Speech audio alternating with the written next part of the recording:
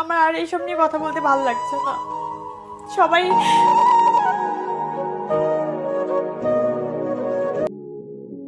মারা গেছেন পরিমণির প্রথম স্বামী ইসমাইল হোসেন।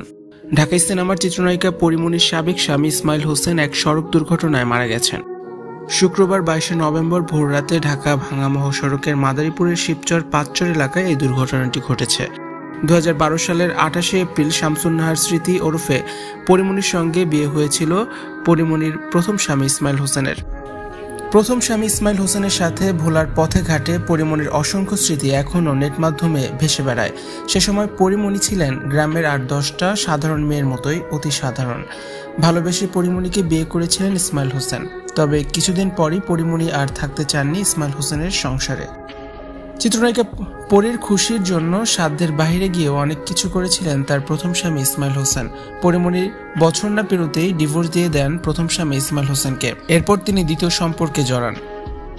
এক ফুটবলারকে দ্বিতীয় বিয়ে করে ঢাকায় ভাড়া থাকতে শুরু করেন পরিমণি। এরপরই এক পরিচালকের সঙ্গে পরিচয় হলে দ্বিতীয় স্বামীকেও ডিভোর্স দিয়ে দেন পরিমণি। অপরদিকে পরিমণির বিরহে ভেঙে পড়েন তার প্রথম স্বামী ইসমাইল হোসেন।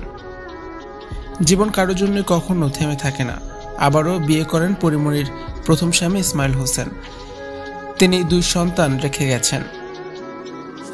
জানা গেছে ইসমাইল তার বন্ধু মনিরকে নিয়ে বৃহস্পতিবার রাতে বাড়ি থেকে মোটরসাইকেলে ঢাকায় যাচ্ছিলেন।